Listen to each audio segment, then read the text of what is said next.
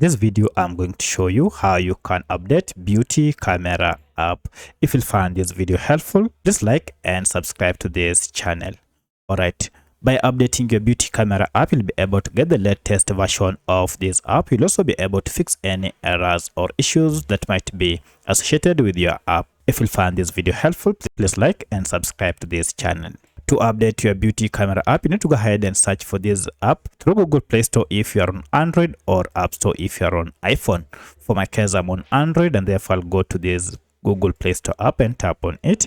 Make sure you log in with your Gmail account. So enter your email to sign in if you are not yet. For my case, I'm already signed in. From here, go ahead, using the search bar, search the name of your app. Or if you don't see the search bar, go ahead and look for a search icon down below and tap on it. So I'll go ahead and search the app beauty camera like this, and to search I'll tap on this search icon, and here you can see we have our beauty camera selfie sticker app here. If you tap on it, you can see we have an update. This means I've been using an outdated version of this app.